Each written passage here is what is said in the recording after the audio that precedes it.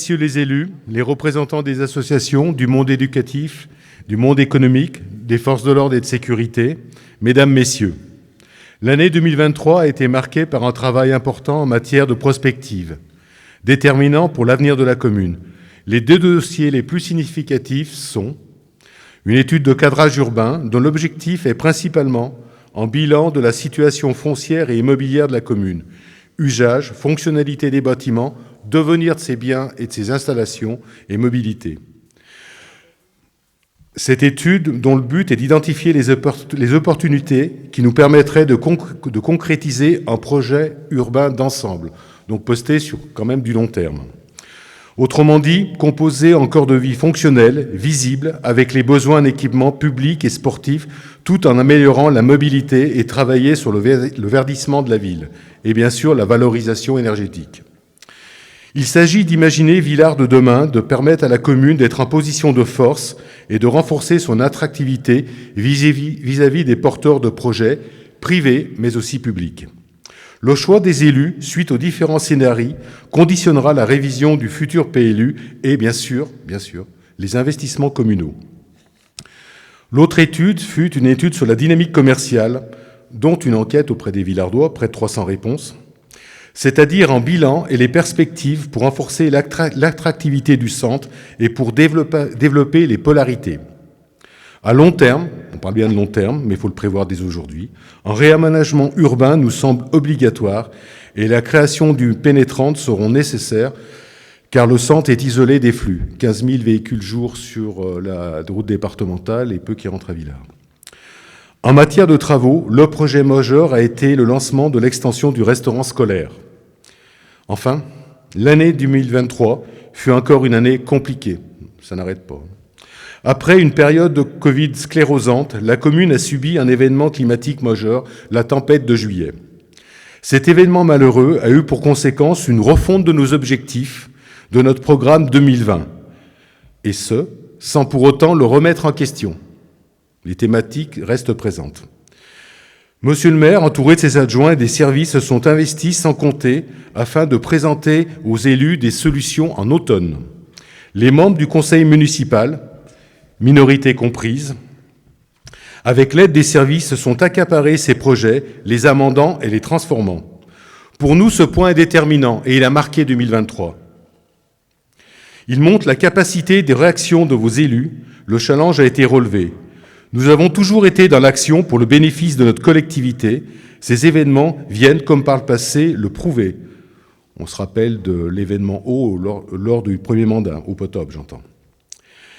Monsieur le maire va à son allocution vous expliquer les projets qui en découlent de tous ces travaux en 2023. Après ce bref rappel, je vais laisser la parole à monsieur le maire et aux intervenants, à qui je me permets, cher Henri, chère Isabelle, de rappeler le timing contraint. Enfin, comme il est de tradition, monsieur le maire, cher Pierre, je te présente au nom du conseil municipal mes meilleurs vœux ainsi qu'à tes proches. Bonne année à tous.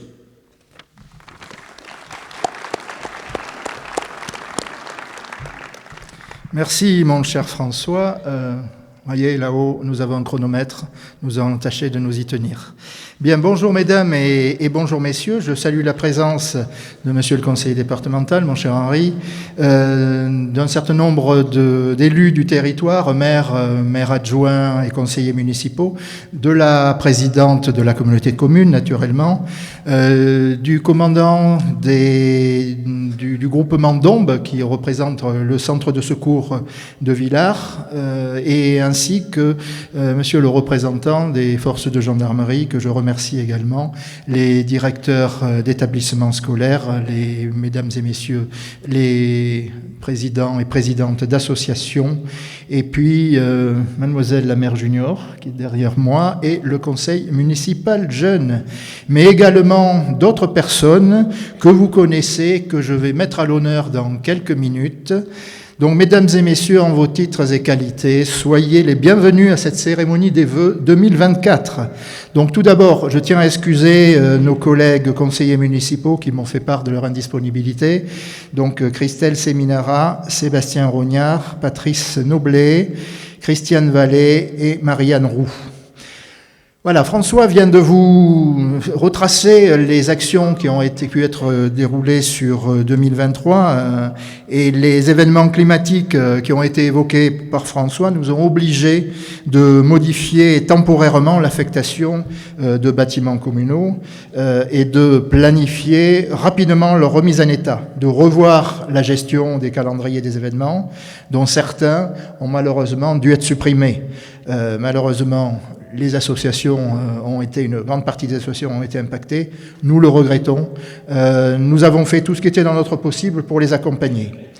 Voilà pourquoi aujourd'hui nous nous retrouvons ici dans la halle des sports un samedi matin plutôt qu'à la salle des fêtes. Il aura fallu, au fil de l'eau, tout le long de cette année, de constamment s'adapter aux imprévus. Ce fut compliqué, mais le challenge a été relevé. Donc, je remercie toute l'équipe municipale qui s'est mobilisée, parce que face à des situations exceptionnelles, il faut être exceptionnellement réactif. Donc, merci à vous tous. Alors, je voudrais également vous présenter, peut-être qu'ils auront l'occasion de se lever. Je vois que, oui, Delphine n'est pas présente, Delphine Sebé, mais nous avons donc 2 nouvelles arrivées au conseil municipal, dont Sylvain Guédon, qui est, si tu veux te lever, vous voyez, il est là. Sylvain Guédon est un agriculteur de la commune de Villars, donc Sylvain, bienvenue au sein de l'équipe municipale, et Delphine, qui donc n'est pas là ce matin, vous aurez l'occasion de la revoir un petit peu plus tard. Alors pour le conseil municipal jeune, il y a eu 2 départs, mais 2 départs parce que les familles ont quitté la commune, donc ces jeunes évidemment ne font plus partie de ce conseil. Mais voilà, la maire junior m'a dit qu'elle voulait vous dire quelques mots. C'est l'occasion, si tu veux, Vanina, je te laisse la place. Bonjour à toutes et à tous. En tant que maire junior et au nom du conseil municipal jeune, je vous présente mes meilleurs vœux pour cette année 2024.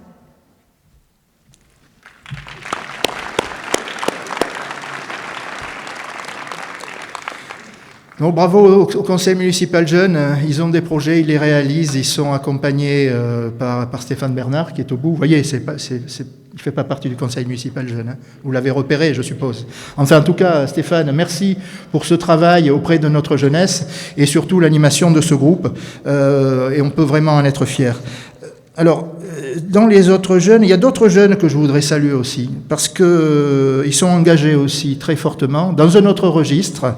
Eh bien, ce sont les jeunes sapeurs-pompiers. Les jeunes sapeurs-pompiers que je vois régulièrement lors des manifestations, qui sont régulièrement présents au niveau du centre de secours. Eh bien, je crois que ces jeunes-là, à juste titre, ils font la fierté de notre commune, la fierté de leur famille. Voilà, donc je voudrais, tous ces jeunes, les féliciter, les applaudir. Alors, quand on parle famille, on ne devrait pas avoir à le rappeler, mais le rôle des familles dans l'éducation de la jeunesse est essentiel. Et il ne faut pas tout attendre de l'école, comme malheureusement ça a tendance à se faire de nos jours, ni tout exiger des encadrants de la vie scolaire, de la vie périscolaire. L'apprentissage relève de l'école, l'éducation de la famille et des jeunes bien éduqués, c'est aussi l'avenir de notre pays qui est en jeu. Alors, aujourd'hui, avant de continuer mon allocution, je voudrais mettre à l'honneur, puis je viens de parler des jeunes, 2 personnes qui sont un tout petit peu moins jeunes, mais qui ont beaucoup compté pour notre commune par leur engagement. Donc j'appelle ici à la tribune Monsieur Gabriel Humbert, je vous invite à venir nous rejoindre, et Monsieur Bernard Guillemot également.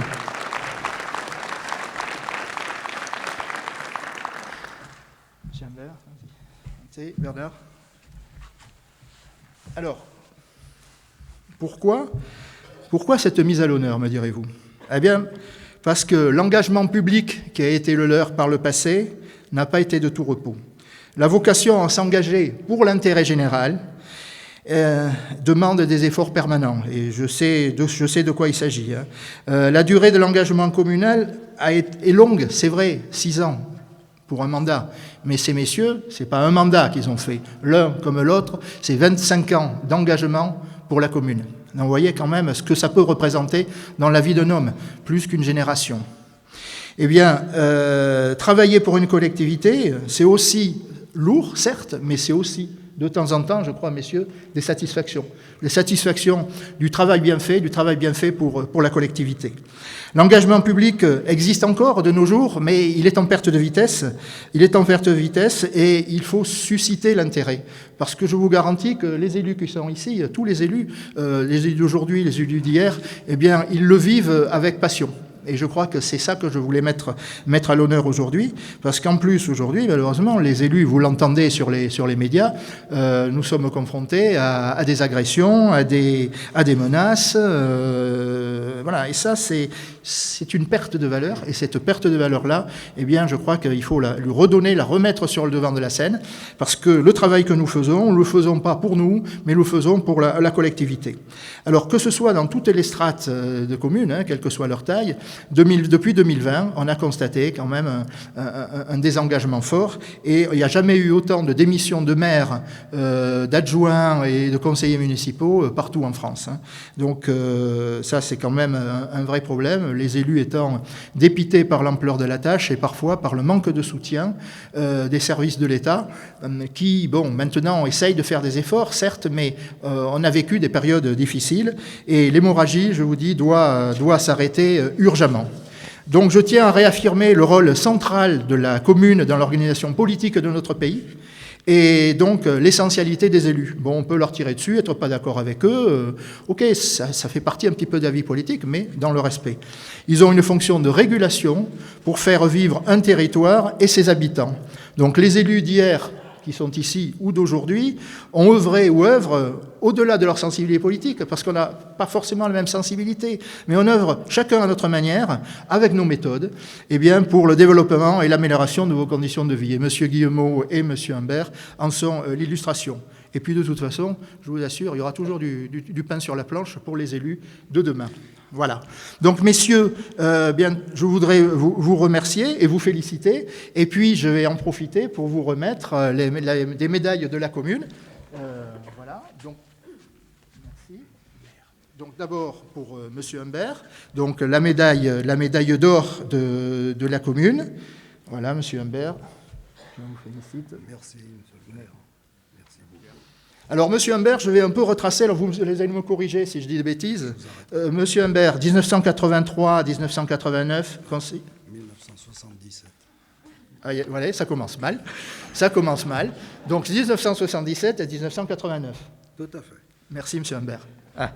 Bon, alors, ensuite, de 2001 à 2008. Tout à fait. Adjoint au maire de Monsieur Berger, qui est ici. Que j'ai salué tout à l'heure, qui a été maire de Villars-les-Dombes, puis de 2014 à 2020, conseiller municipal. Oui, mais de 2008 à 2014. Qu'est-ce qu'il était de 2008 à 2014 ? Il était maire. Ah, voilà. Non, et c'est pour ça qu'il bénéficie de la médaille d'or de maire honoraire et on ne peut que le féliciter. Alors, je suis désolé pour les petites erreurs, mais heureusement qu'il était là pour me corriger. En tout cas, je crois qu'il faut l'applaudir. Merci. De son côté, Bernard Guillemot, eh bien... Alors Bernard, il a été adjoint, c'est ça, sauf erreur. Tu n'as jamais été maire, Bernard. Ah non. Bon.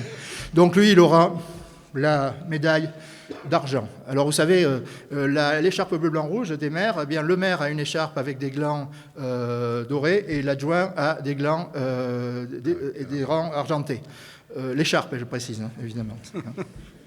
Bon, mon cher Bernard, je te remets cette médaille et puis je te félicite également pour ton engagement. Donc Bernard, c'est 25 ans d'engagement aussi, donc de 1989 à 95 où il a été adjoint au maire M. Diperier à partir de 90, puis ensuite il a été adjoint également de 95 à 2001. Et ensuite, donc, il y a eu une petite interruption de 2008 à 2014.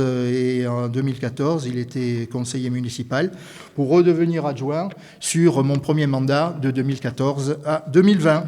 Voilà, 25 années de bons et loyaux services. Voilà, je voudrais féliciter ces messieurs. Et cette mise à l'honneur, je crois qu'elle est tout à fait justifiée. Merci à vous. Merci, Bernard. Merci.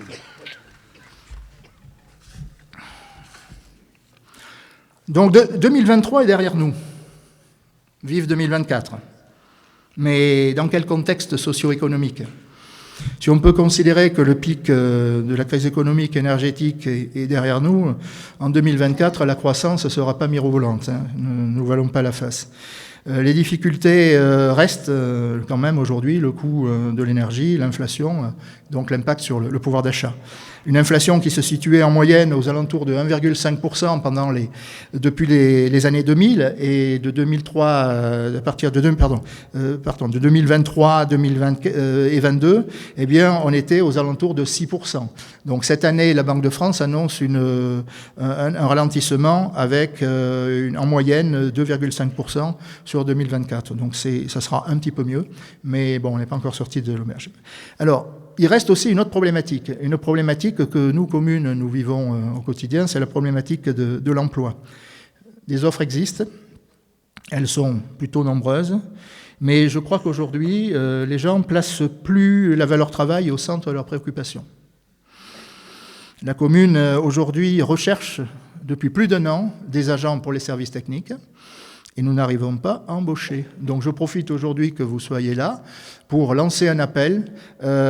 Si dans votre entourage, vous connaissiez des gens qui sont prêts, ou vous-même, à venir travailler pour nous, ça serait une excellente chose. Parce que en continuant comme ça, on va finir par avoir des difficultés. Les missions qui sont les nôtres vont être difficiles à remplir. Je prendrai un exemple. La propreté de la commune, sur laquelle nous avons fait beaucoup de travail au cours des dernières années. Si on n'a plus les agents pour le faire, comment continuer à assurer cette propreté ? Donc la marge de manœuvre est extrêmement restreinte. Nous travaillons en permanence avec la directrice des services pour essayer de recruter, mais c'est extrêmement compliqué. Voilà, donc je me permets de profiter de cette tribune pour lancer l'appel. Alors concernant le commerce, François en a parlé succinctement tout à l'heure. Je voulais simplement dire que l'attractivité d'un centre communal dépend de sa structure. On a quelques difficultés liées à la configuration même de la commune et de ce fait, la polarité commerciale a du mal à se renforcer. À court terme, nous souhaitons renforcer les synergies avec l'union commerciale et la municipalité qui se verra facilitatrice dans les relations et dans les actions qui seront menées. Voilà. Alors on a un marché hebdomadaire aussi. Là, je voudrais faire une petite remarque. Je ne vais peut-être pas être très agréable pour tout le monde, mais le marché hebdomadaire le mardi est effectivement un marché qui n'attire pas beaucoup de monde parce que tout simplement c'est un marché de semaine, mais il a quand même le mérite d'être un complément nécessaire à l'activité commerciale sédentaire et je trouve regrettable qu'il soit régulièrement dénigré. Tout le monde travaille pour le faire évoluer, c'est pas facile, mais bon, il se stabilise.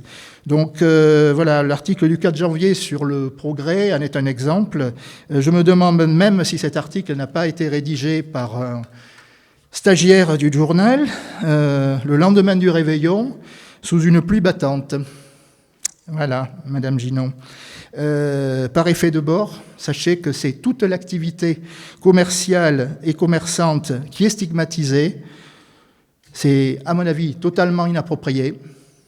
Fermez le banc. Revenons à l'été dernier avec cette année tempête. Beaucoup de dégâts de végétation, 15 jours de travail ininterrompu de nos services techniques, des bâtiments fortement touchés, je pense en particulier à la toiture de la mairie et la salle des fêtes, au bâtiment Domino, et puis un incident majeur qui a été celui du fléchissement du toit du bâtiment annexe de l'école élémentaire. Donc la première évaluation que nous avions faite était entre 8 et 900 000 euros de travaux imprévus, donc un gros caillou dans la chaussure budgétaire. Donc cet été 2023 a été un tournant pour notre feuille de route. La programmation pluriannuelle des investissements que nous avions faite ne pouvait pas rester en l'état, elle a dû être reconsidérée. C'est un réajustement de nos engagements qui a été opéré pour préserver l'intérêt général, en priorisant les actions indispensables.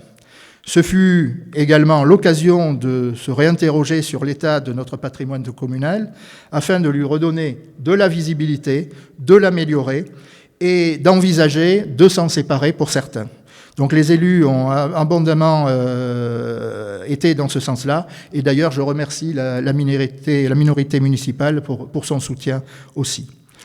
Afin de dégager des ressources financières, nous avons donc ciblé immédiatement l'investissement qui était le plus lourd dans notre programme d'investissement.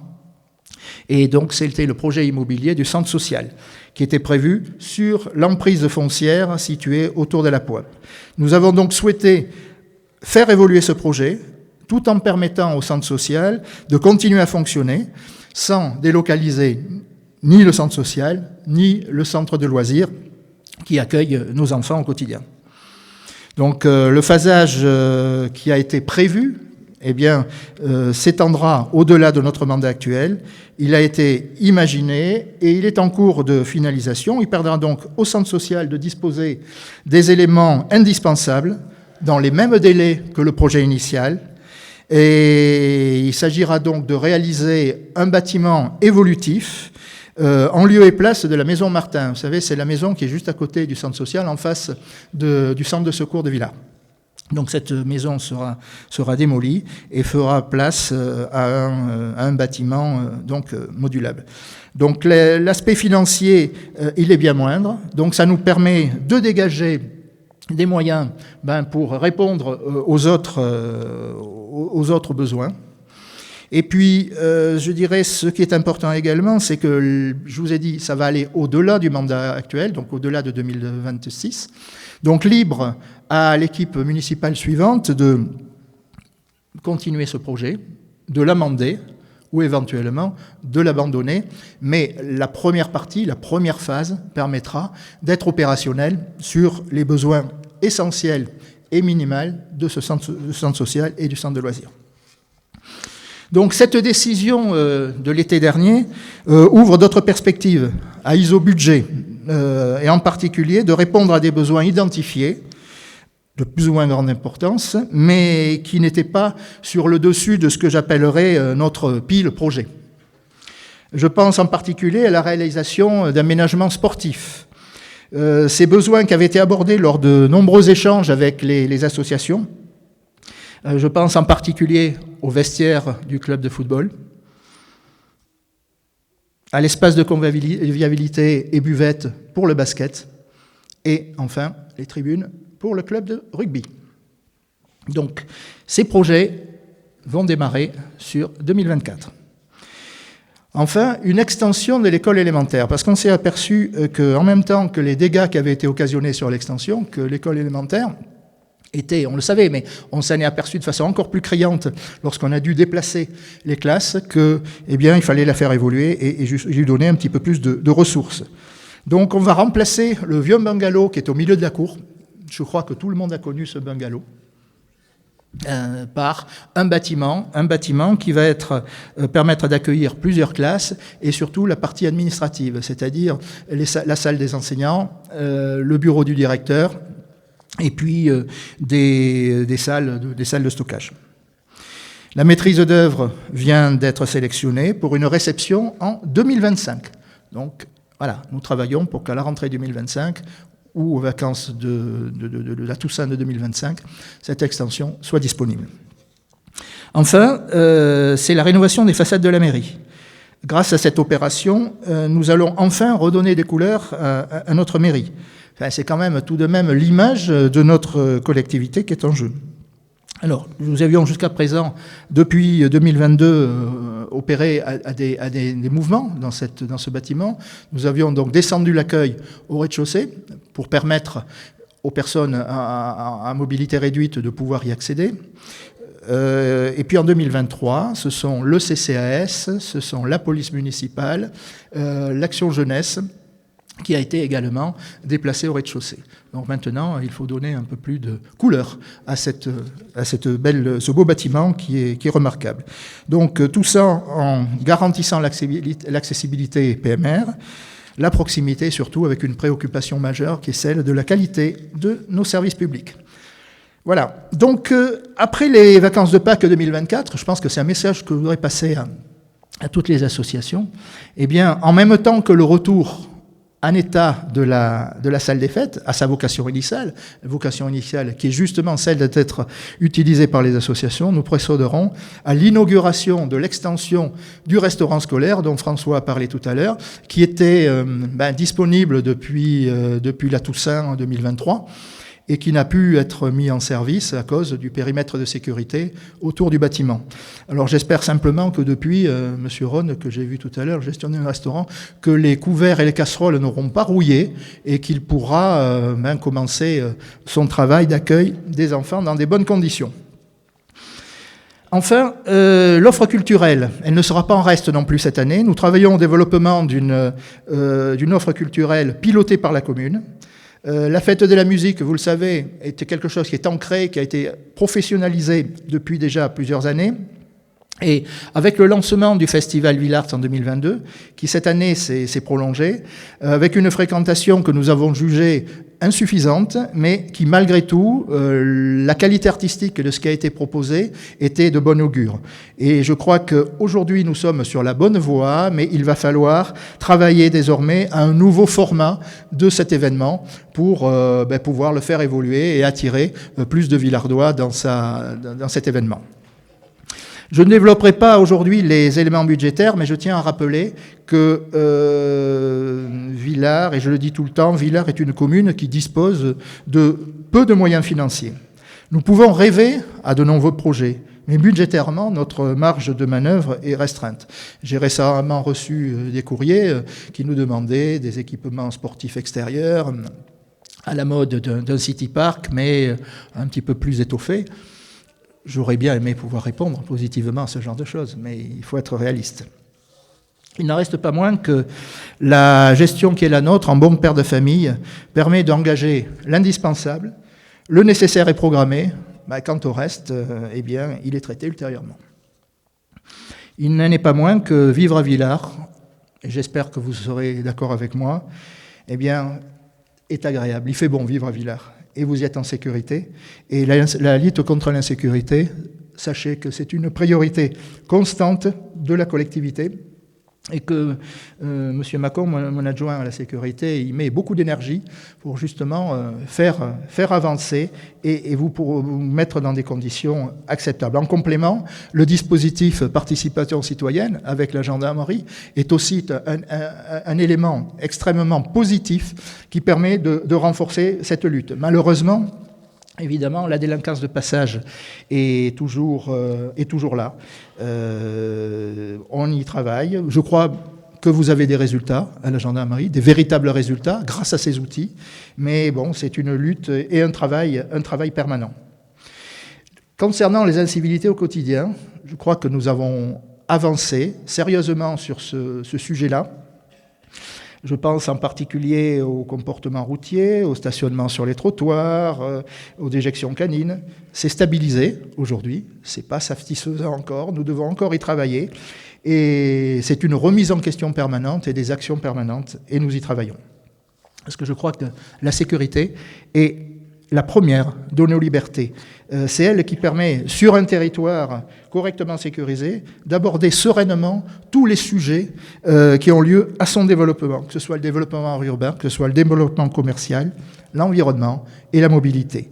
Donc ces thématiques majeures, nous les traitons parce qu'il faut absolument et impérativement que l'accroissement de la ville par son développement urbain et commercial soit cohérent. Il faut également travailler sur les déplacements et puis mettre l'environnement au cœur de tous les projets. La crise énergétique a mis en lumière la nécessaire prise de conscience que nos ressources ne sont pas infinies. Un engagement fort dans la transition énergétique est nécessaire et nous le faisons. Le travail sur l'optimisation des consommations des fluides au niveau de la commune, l'eau, l'électricité, le gaz, porte aujourd'hui ses fruits. Budgétairement. Plusieurs projets de solarisation sont en cours de préparation. L'un avec la SNCF Gare et Mobilité pour couvrir le parking de la gare. Un avec le syndicat intercommunal d'électricité du département de l'Ain concernant la station d'épuration, puisque là on a des espaces entre parenthèses agricoles mais non valorisables, et donc il y a moyen d'en tirer profit. Et puis nous avons lancé un appel à manifestation d'intérêt pour la couverture solarisée des jeux de boules. Vous avez un espace qui est conséquent. Et j'espère que nous allons arriver à finaliser ce projet et d'avoir en quelque sorte un jeu de boules couvert et solarisé. Avec la communauté de communes, eh bien, une étude sur du chauffage urbain, parce que nous avons un certain nombre de bâtiments collectifs aujourd'hui qui sont relativement mal isolés, et la mise à disposition d'un chauffage urbain leur permettrait de réduire la facture d'environ 25%. Donc on travaille là-dessus, et on travaille également sur une unité de production de chaleur mutualisée qui permet aussi de profiter à la piscine de Villars. Et puis enfin, vous l'avez probablement constaté dans les rues de Villars, notre premier véhicule utilitaire électrique est en service pour nos services techniques. Voilà, donc à chaque action, nous devons nous interroger sur sa portée environnementale, et je crois que la transition écologique et énergétique, c'est l'affaire de tous, et aujourd'hui, il faut accélérer les choses. Enfin, je profite de l'instant pour indiquer que le recensement de la population aura lieu du 18 janvier au 17 février. C'est très important pour nous de connaître les besoins de la population pour construire l'avenir de Villars. Donc, vous recevrez par courrier, vous avez déjà reçu vos codes d'accès Internet. Et pour ceux qui sont un petit peu réfractaires, un agent recenseur viendra vous voir et puis vous accompagnera pour réaliser ce recensement. Donc, si d'ici le 26 janvier, il ne s'est rien passé, vous venez voir l'accueil de la mairie et on vous accompagnera pour faire ce recensement. Alors, je tiens à préciser que toutes les données que vous indiquez sont strictement confidentielles. Donc, je vous invite à répondre sincèrement à ce recensement. Voilà, j'aurais bien d'autres sujets d'intérêt général à développer avec vous, mais pour que cette cérémonie ne soit pas trop ennuyeuse, plus les interventions qui vont suivre, je vais en rester là. Et avant de terminer, je voudrais adresser d'abord un grand merci à toutes nos forces vives de la commune, c'est-à-dire les professionnels, entreprises, commerçants, l'ensemble des élus municipaux, les services communaux, donc pour leur professionnalisme et leur motivation, que ce soit les services administratifs, les services techniques, les animatrices de la médiathèque, la police municipale, les ATSEM et notre CCAS, notre centre social d'action sociale, notre centre communal, d'action sociale. Enfin, l'équipe de restauration scolaire avec Alain Ron qui tous les jours se démène pour donner à manger à nos enfants, et qui nous a préparé également le petit événement convivial de tout à l'heure. Donc merci Alain pour tout ce que vous faites pour nos enfants. Enfin, aux enseignants, aux directions des écoles, que ce soit du collège, des écoles élémentaires ou maternelles, du lycée professionnel, avec lesquels les échanges sont permanents et de qualité. Et comme je disais en début d'intervention, la jeunesse est l'avenir de notre commune et de notre pays. Enfin, les associations qui ont souffert, je l'ai déjà mentionné, par les dégâts de la tempête, et plus que jamais, nous serons auprès d'eux et nous continuerons notre collaboration. Alors je voudrais féliciter aussi les associations, de haut niveau, je pense en particulier au basket et au rugby, pour leurs résultats remarquables sur la saison dernière, et je les encourage à faire aussi bien, voire mieux, cette année. Merci à vous les sportifs de haut niveau et tous les autres sportifs, parce que je crois que le sport, c'est pour tous. Enfin, le centre social, qui est devenu en quelque sorte la base de l'animation sociale de notre commune. Bravo Frédéric, j'ai vu tout à l'heure dans l'assistance. Bravo Frédéric, à ton équipe, au centre de loisirs et à l'équipe d'animation. Et puis, enfin, je n'oublierai pas ceux qui, au quotidien, œuvrent pour votre santé et votre sécurité, les gendarmes, les pompiers, les professionnels de santé. Et puis enfin, j'ai une pensée particulière pour tous ceux qui sont aujourd'hui dans la difficulté ou qui sont malades. À ceux-là, je leur souhaite de rapidement reprendre le dessus et de revenir parmi nous en bonne santé. Tous mes vœux de bonheur, de santé, de réussite pour 2024. Bonne année à tous.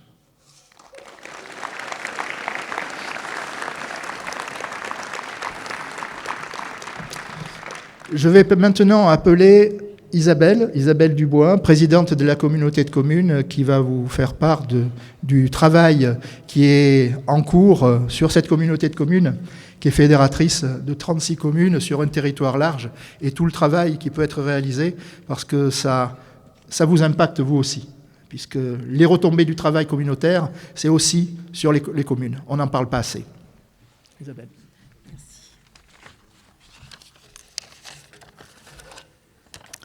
Merci beaucoup, Pierre. Bonjour à toutes et à tous.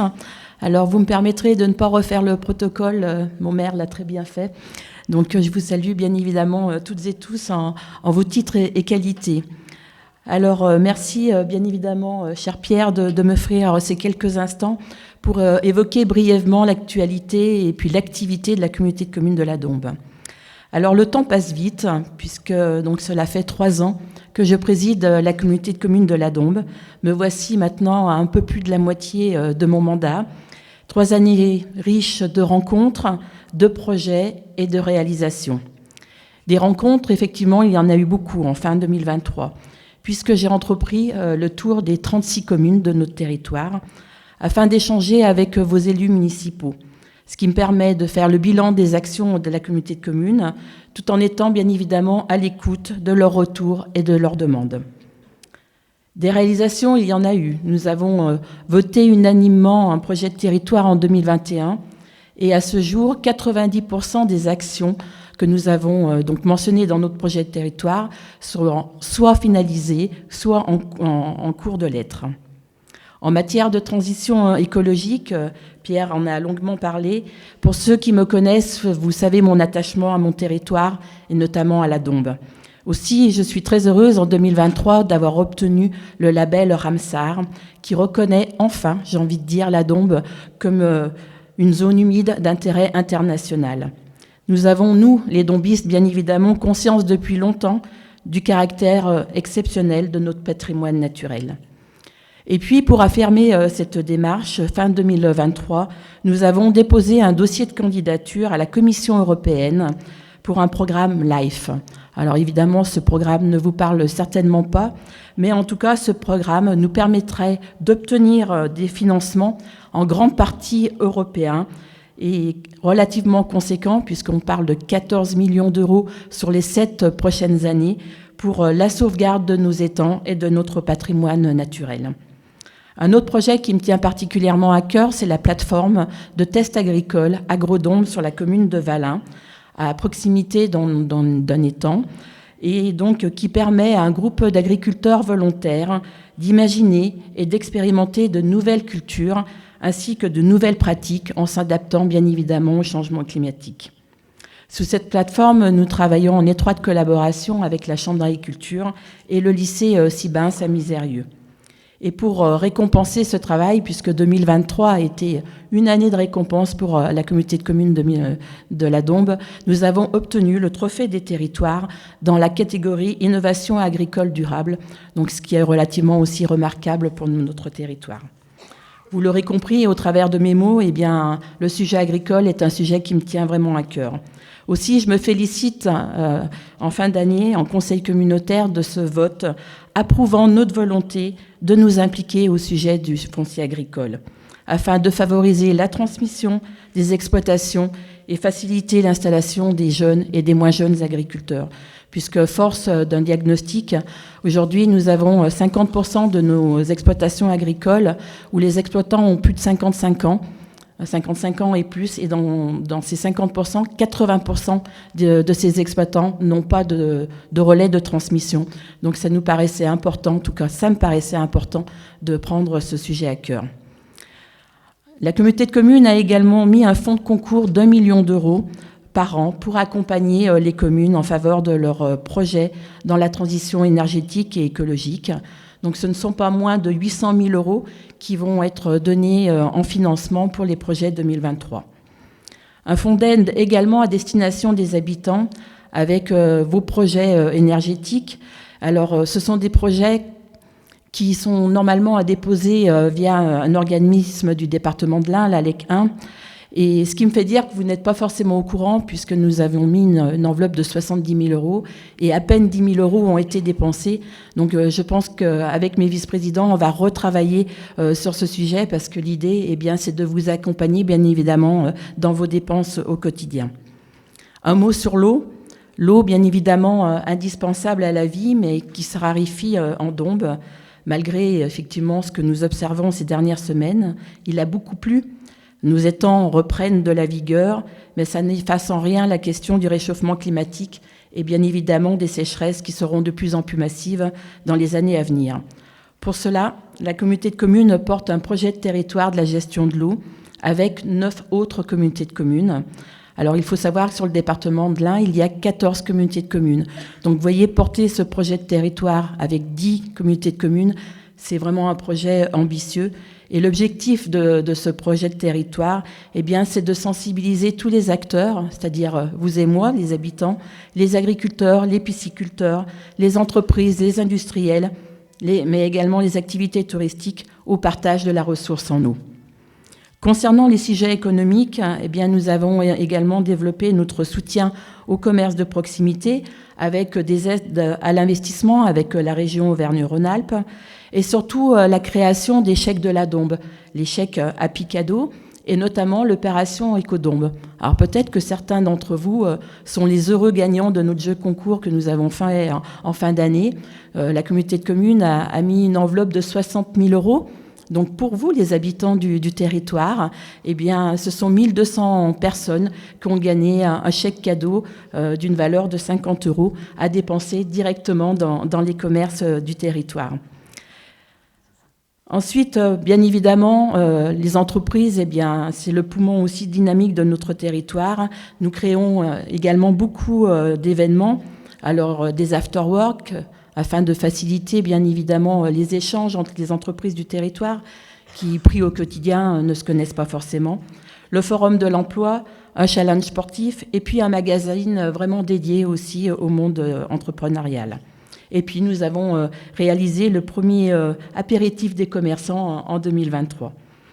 Je regarde si mon temps n'est pas écoulé. Je peux encore, Pierre, c'est bon ? Moyen, bon. En matière culturelle, nous avons étoffé également notre offre avec un soutien affirmé aux projets locaux. Alors nous avons la chance sur notre territoire d'avoir des associations très dynamiques, et je les en remercie d'ailleurs, et notamment Cuivre en Dombes, dont la notoriété, bien évidemment, n'est plus à faire, dont nous finançons un concert par an, donc en lien bien évidemment avec les communes, un concert pour les écoles. L'année dernière, il y a eu le spectacle de l'eau. Ce ne sont pas moins de 2200 enfants qui ont participé à ce projet. Et puis, nous finançons également un concert gratuit par an, tous les 2 ans pour les communes.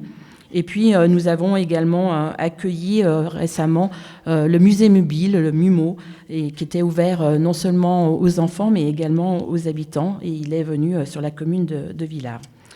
Nous avons également financé un film vivant cinématographique avec la chorégraphe Julie Desprairies. Il s'est tenu à l'abbaye Notre-Dame des Dombes. Et puis, toujours un peu plus loin, eh bien, en 2023, nous avons voté un fonds de concours à destination des communes sur le patrimoine. Donc ce ne sont pas moins de 500 000 euros qui ont été mis au budget. Au niveau touristique, bien évidemment, je vais revenir sur le 14 juillet qui s'est déroulé à Châtillon-sur-Chalaronne. Et en tout cas, je me félicite de ce bel événement auquel, bien évidemment, les associations du territoire ont participé, les communes, et ça a vraiment été une vraie fête populaire. Et c'est vrai que Patrick, lors de ses vœux, Patrick Mathias, maire de Châtillon, lors de ses vœux, a diffusé le film, et vraiment, c'est encore poignant, même 6 mois après. Alors, merci à tous pour votre investissement. Et puis, nous travaillons également avec 5 autres communautés de communes sur les boucles cyclables de nos territoires. Même si la communauté de communes a fait son schéma directeur de boucles cyclables, l'idée aussi, c'est d'avoir un maillage avec les communes qui nous touchent, puisque le touriste, quand il se balade en vélo, il ne s'arrête pas aux frontières administratives de nos territoires. Et puis enfin, les services à destination des habitants, c'est-à-dire vous. Alors, la construction d'un nouveau bâtiment pour la crèche de Neuville-les-Dames, qui a ouvert donc en 2023. Un autre projet à Châtillon-sur-Chalaronne. Là, un beau projet intergénérationnel, puisque cette crèche va être construite dans l'enceinte du parc de l'EHPAD La Montagne à Châtillon, avec des services mutualisés avec nos aînés et puis les enfants. La nouvelle déchetterie à Châtillon-sur-Chalaronne, qui a ouvert ses portes aussi en 2023, et courant 2024 avec l'ouverture d'une recyclerie, avec une surface de vente. Et puis, en ce début 2024, sur notre commune, à Villars-les-Dombes, nous avons accueilli une nouvelle structure France Service, avec cette aide directe pour vous, les habitants, dans le cadre de vos démarches administratives. Nous portons également le CLIC à destination donc des aînés de 60 ans et plus. Et puis, on parlait aussi tout à l'heure notamment du recensement, mais pensez que nous avons également 2 conseillers numériques sur le territoire qui peuvent vous aider pour vos démarches. Et puis enfin, le service enfance-jeunesse qui offre beaucoup d'activités à destination des enfants et des adolescents, en intervention sport et musique dans les écoles, les mercredis sportifs, les vacances sportives, et puis récemment l'aménagement d'un camion jeune. Les jeunes se sont appropriés du camion du tourisme qui était peu utilisé, et en lien justement avec les centres sociaux, avec les animateurs, eh bien ce camion a été customisé et va aller à la rencontre des communes et des ados dans les communes. Donc je profite également de cet instant pour également remercier toutes les personnes qui m'entourent, bien évidemment mes vice-présidents, et je les remercie, certains d'entre eux sont parmi nous aujourd'hui, mais également l'ensemble des agents de la communauté de communes qui font un travail extraordinaire et qui sont toujours à nos côtés et force de proposition. Mais également les conseillers communautaires, les maires, l'ensemble des élus et les agents des communes avec qui nous travaillons bien évidemment en étroite collaboration. Et j'aime à dire que la communauté de communes n'existerait pas sans ces communes. Alors de beaux projets, de belles réussites, eh bien, je vous en souhaite à vous tous dans votre vie personnelle, que cette nouvelle année qui s'ouvre soit la plus douce et la plus sereine possible, et qu'elle vous apporte joie et surtout qu'elle préserve votre santé. Donc c'est avec cette belle note d'optimisme que je vous souhaite à tous, chères Villardoises et chers Villardois, une très belle année 2024. Merci beaucoup.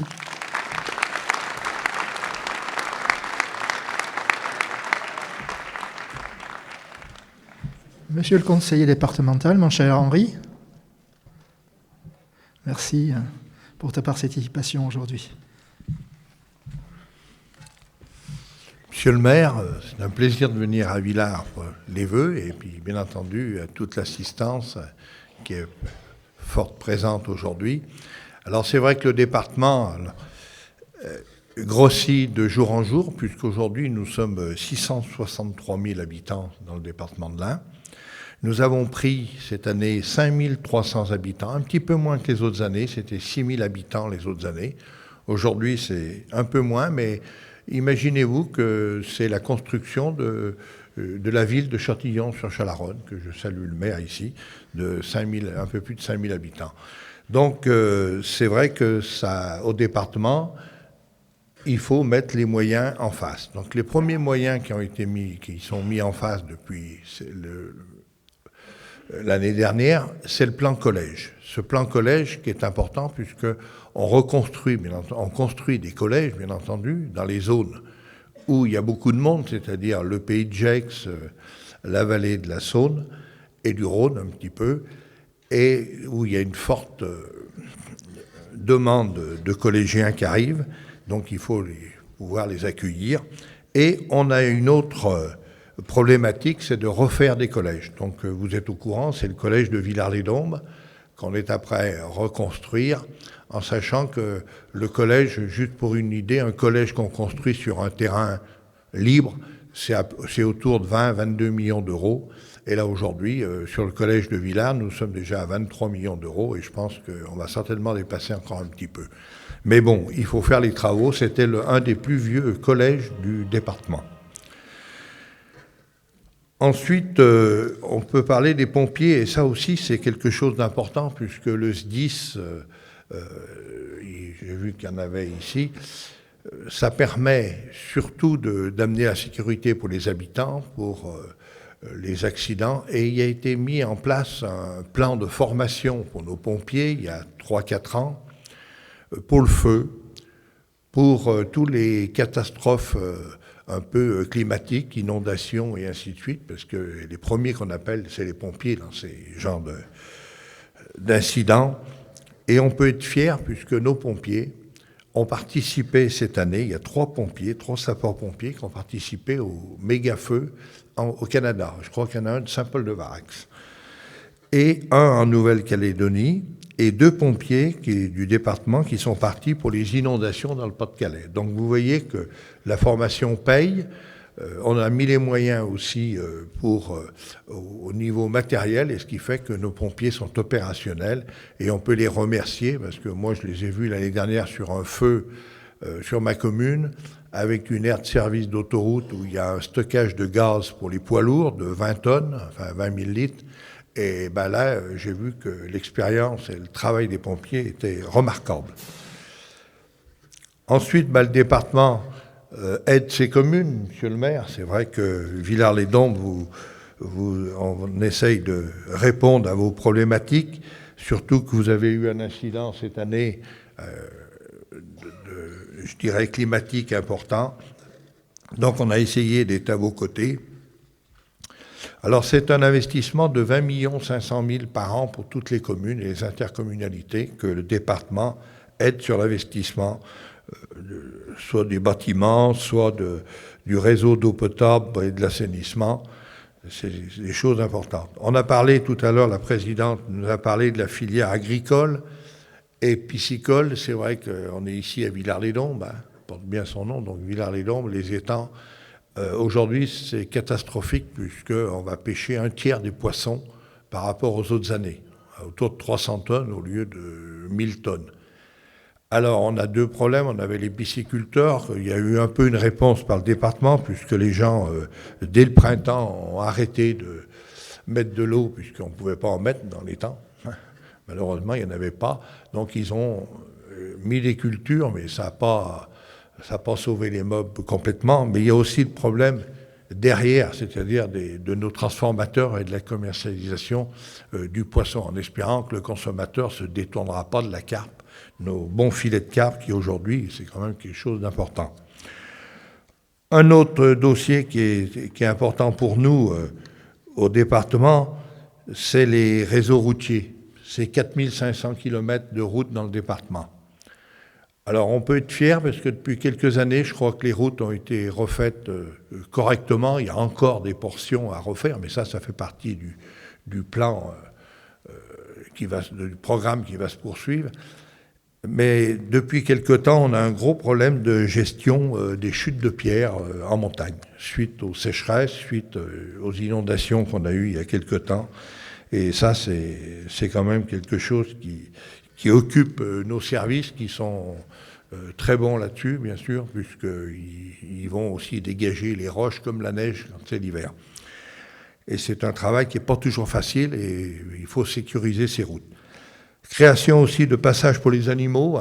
L'environnement est pris en compte un peu de partout. J'ai été obligé un peu, parce que monsieur le maire m'a dit d'être assez rapide. Et puis je voudrais revenir sur un autre dossier que vous avez peut-être pu remarquer, que les aides-soignantes qui se rendent chez les personnes qui ont besoin de soins, cette année ont été équipées de nouvelles voitures. Donc c'est le département qui a pris la décision de mettre 1300 voitures, il y en aura plus dans le futur, 1300 voitures à la disposition des aides-soignantes. Donc, c'est pour la DMR, enfin bon. Et pour permettre à ces gens d'arriver chez les gens avec un véhicule correct, parce qu'on devait surveiller quand même, comme ça fait partie de leur travail, leurs outils, c'était pas toujours facile. Et là, on a voulu faire un effort particulier pour que ces gens puissent enfin travailler dans de bonnes conditions, qu'il n'y ait pas le problème le matin de savoir si la voiture va démarrer. Il y a un contrat d'entretien, il y a tout, et les voitures seront changées tous les 4 ans. Voilà, c'est vraiment pour donner, bien voir notre part sur le social. Alors, vous avez certainement entendu parler ou lu dans la presse le problème de nos mineurs non accompagnés.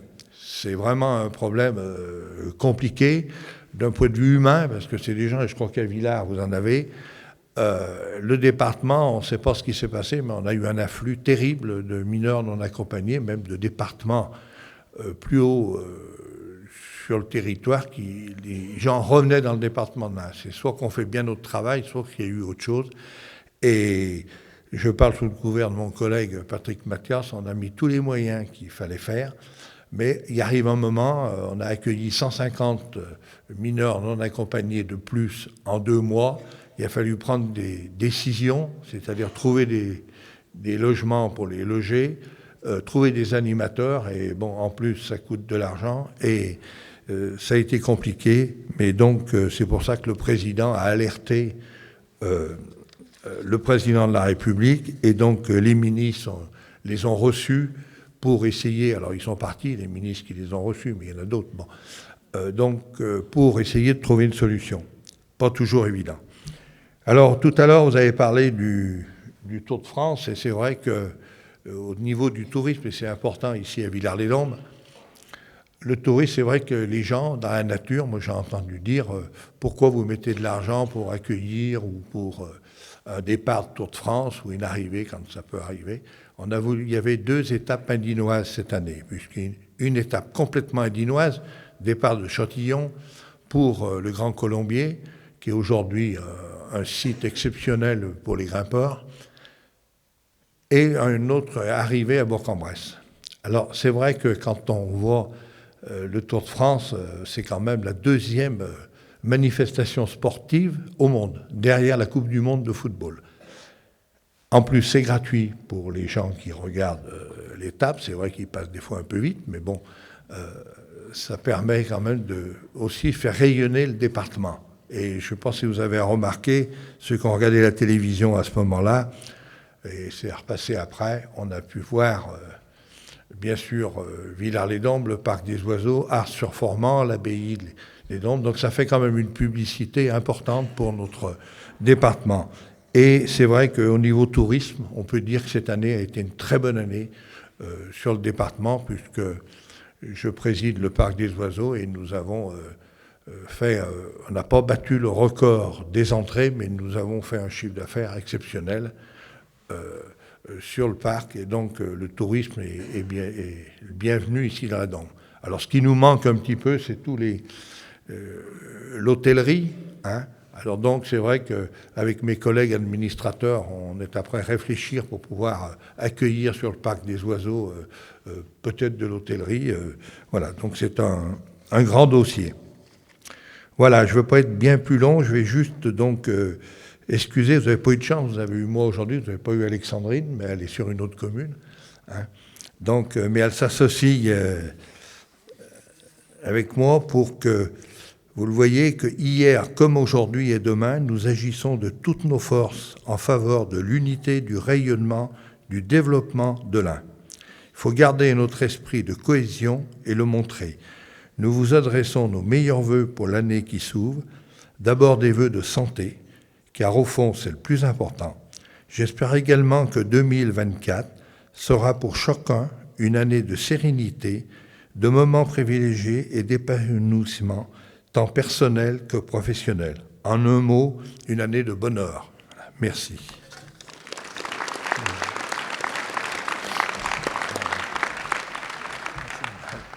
Mon cher Henri, merci. Effectivement, j'adresse mes remerciements au département, mais j'aurais préféré que les 20 millions d'euros destinés aux communes soient principalement fléchés sur Villars. Mais l'effort est là, il est louable. Monsieur Mathias également. Hein. Je crois qu'il y a un message à faire passer. Hein. Oui, un petit peu plus pour Villars serait une excellente chose. En tout cas, merci à vous. Alors, je voudrais maintenant vous dire quelques mots. Là, cette fois-ci, c'est plus le maire qui va s'adresser à vous, mais le conseiller régional. Je vais faire très court. Voilà. Tout d'abord, la première des choses, c'est que notre président de région, Monsieur Laurent Wauquiez, connaît bien Villars. Il est déjà venu, je l'ai déjà accueilli plusieurs fois ici. Il vous présente tout d'abord tous ses meilleurs vœux. Il m'a demandé de le représenter ici et puis également dans d'autres communes. Et puis, il reviendra prochainement. Donc, je vais vous dire pourquoi. Parce que ça a été également abordé, la problématique et la thématique des étangs aujourd'hui qui sont en grande difficulté. La région s'est saisie du sujet environnemental et va contribuer fortement au redressement de la filière poisson. Et je crois que ça, avec le département, avec la région, il y a un travail énorme parce qu'on ne peut pas les laisser tomber. Voilà, ce que je voulais vous dire rapidement sur la situation régionale, c'est que nous avons réussi, grâce à une bonne gestion, sans augmenter les impôts ni les taxes, sans avoir recours à l'emprunt, de dégager cette année 1,8 milliard d'euros pour les 4080 communes de la région et les entreprises également de la région pour pouvoir leur permettre de travailler et d'avancer. Donc, vous voyez, les collectivités, que ce soit la région, le département, les communautés de communes, sont essentielles parce que une commune toute seule, isolée, n'est pas en capacité de répondre aux challenges et aux attentes de ses citoyens. Donc voilà, ce travail, il est fait ensemble. Et puis, sur le territoire régional, évidemment, plus de 4000 communes, eh bien, ça veut dire aussi qu'il faut qu'il y ait une répartition équitable des ressources. Cette répartition équitable, elle se fait en prenant en compte aussi bien le dossier d'une commune de 300 habitants que celui de la métropole de Lyon. La différence est juste dans l'épaisseur des dossiers. Voilà. Notre volonté, c'est clairement d'investir pour préparer l'avenir, d'investir sur les territoires, parce que concrètement, cela sert à améliorer le quotidien et la vie de chacun des habitants d'Auvergne-Rhône-Alpes. Donc nous luttons également de concert avec d'autres collectivités sur la désertification médicale. Vous savez que dans le département de l'Ain, c'est un véritable souci. Nous y luttons en finançant des maisons de santé, ça a été le cas à Villars, en aidant aussi l'installation de médecins salariés. Et puis tout récemment, au mois de décembre, nous avons voté une résolution pour l'aide aux pharmacies rurales. Voilà. C'est aussi un enjeu de société que de préserver la santé de ses habitants. Très rapidement, la jeunesse, j'en ai déjà parlé parce que moi je suis très sensibilisé sur ce point. La région, c'est 560 lycées qui sont gérés et sur ces 560 lycées, eh bien, nous avons lancé jusqu'à la fin du mandat régional de 3 milliards d'euros pour remettre en état tous les lycées de la région, c'est-à-dire offrir à nos jeunes la capacité de travailler dans des bonnes conditions, d'apprendre dans les conditions, parce que je rappelle que la jeunesse, c'est l'avenir de notre pays. Enfin, ces jeunes-là, ils bénéficient aussi d'aide directe, c'est-à-dire au travers du Pass Région, de la gratuité des manuels scolaires, des primes à l'excellence, et puis également de l'aide au permis de conduire. Il y a beaucoup de jeunes qui bénéficient de cette aide-là. Donc c'est aussi une aide pour le pouvoir d'achat des familles.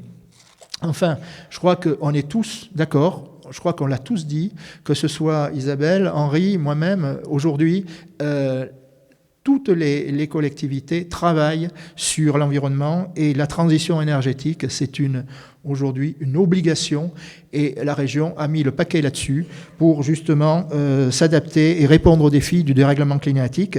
Donc l'objectif, c'est d'arriver à échéance de 2050, avoir une région complètement décarbonée à énergie positive. Voilà. Donc cette thématique me tient particulièrement à cœur puisque j'ai été désigné par le président Wauquiez pour représenter la région sur le département de l'Ain et piloter avec Madame la préfète tous les éléments de transition énergétique. Donc voilà, moi je suis assez fier de cette nomination et ça permet aussi de faire avancer ces thématiques parce que de toute façon il faut qu'on y travaille tous, la main dans la main pour les années à venir.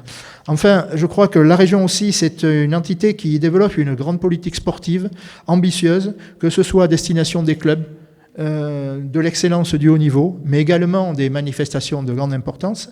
Et d'ailleurs, on attend pour l'été prochain la réponse du Comité international olympique concernant l'attribution des Jeux olympiques et paralympiques d'hiver 2030. Donc ça serait quelque chose, et nous sommes plus que bien positionnés. Donc ce serait une bonne chose avec une coordination avec Provence-Alpes-Côte d'Azur. Et puis concrètement, c'est aussi l'aide auprès des clubs. L'aide auprès des clubs, le projet Action Minibus, c'est un projet qui bénéficie à beaucoup de petites structures, pour peu que ces structures s'engagent dans la formation et l'accompagnement des jeunes dans le sport, ou bien des jeunes ou des moins jeunes qui pratiquent dans l'handisport. Voilà. Donc c'est des dotations qui ont été effectuées. Nous en avons doté aujourd'hui plus de 1300 minibus sur l'ensemble de la région et sur le département de l'Ain. Aujourd'hui, c'est une centaine de minibus qui ont déjà été mis à disposition des clubs gracieusement et qui pourront garder et entretenir pour justement accompagner ces jeunes et faciliter les déplacements au sein de leur activité sportive. Voilà ce que je voulais vous dire pour la région. Je ne vais pas être plus long. Et maintenant, on va passer à un événement qui a été piloté par notre conseiller municipal délégué à la communication, que je ne vois plus, je ne sais pas où il est, Didier. Et Didier, je voudrais te passer la parole. Et il y a quelque chose qui va se faire, c'est quelque chose de nouveau. Didier, je te laisse en parler. C'est la surprise.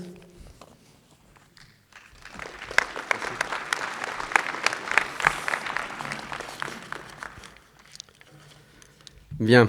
Nous allons parler maintenant on va vous faire découvrir le nouveau logo de Villars, ou du moins découvrir le logo tout court, car notre commune n'en a jamais eu, contrairement à de nombreuses villes ou villages.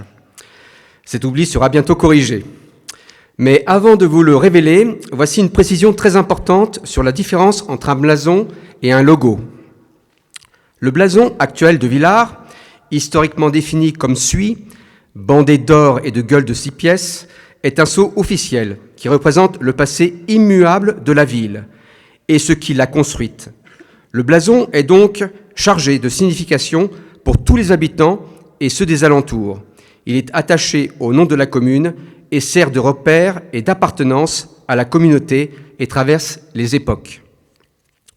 Le logo est uniquement la signature d'une municipalité qui est soumis aux règles de la communication contemporaine, imposant son renouvellement périodique. Il ne traverse donc pas les époques, ce qui signifie qu'il ne remplacera pas le blason, mais il sera complémentaire.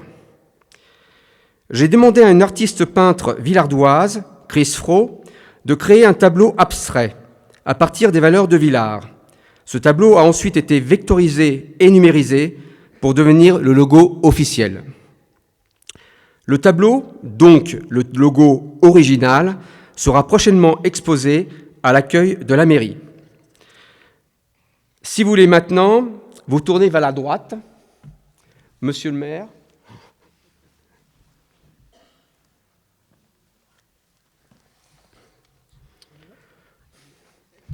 Donc je vais demander à monsieur le maire de bien vouloir nous dévoiler le logo. Attention les photos. Oui. Ah, faut choisir, hein.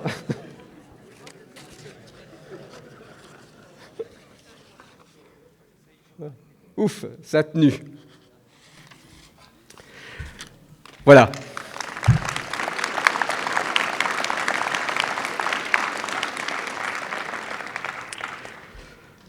Alors, je vais maintenant vous donner quelques explications.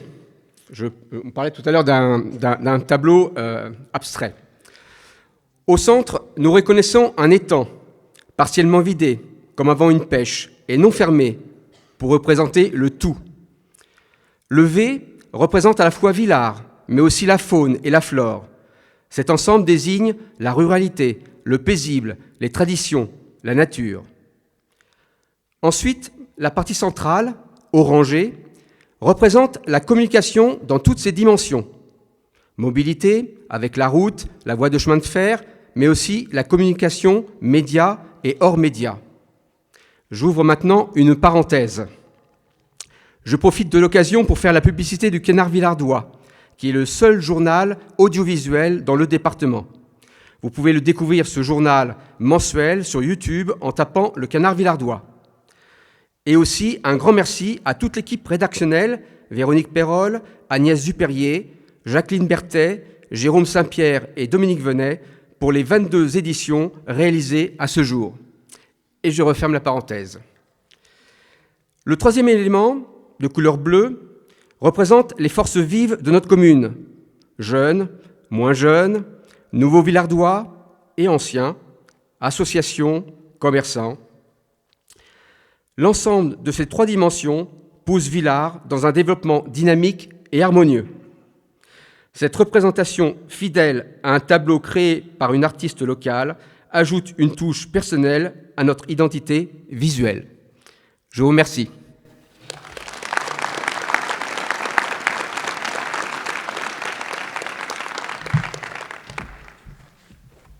Merci Didier, et puis merci toute à l'équipe communication qui a initié ce travail, un travail difficile. J'espère que ce logo vous plaît. S'il ne vous plaît pas, je ne vous laisse pas sortir de la salle. Hein. Voilà. En tout cas, voilà, ce travail est intéressant parce qu'il fallait arriver à redorer initialement. Ça faisait des années qu'on avait ce fameux blason sang et or. Voilà, pas jaune et rouge, sang et or. Eh bien, ce blason, on avait constaté effectivement qu'il y avait pas mal de problèmes avec. C'est-à-dire un coup, il commençait par du côté jaune, l'autre côté le côté rouge, après c'était l'inverse. C'était rien d'uniforme. Et le travail qui a été fait, c'est vraiment pour identifier notre commune. Et j'espère qu'il vous plaira et que vous le retrouverez maintenant à l'avenir partout sur nos communications. Et voilà. Et il sera peut-être décliné sous d'autres formes parce que vous savez que suivant l'utilisation qui en est faite, eh bien, il peut être varié sensiblement, légèrement, pardon, pas sensiblement, ne serait-ce que sur la partie des caractères. Voilà. En tout cas, bravo Didier, merci pour ce travail, cette initiative, et puis ça fait plaisir de terminer sur cette note-là. Donc maintenant, merci à toutes et à tous pour votre participation, merci à tous les élus jeunes et moins jeunes, et puis maintenant, je vous invite à partager le verre de l'amitié, puis je renouvelle encore une nouvelle fois tous mes vœux pour cette année 2024. À de suite, là-bas. Merci.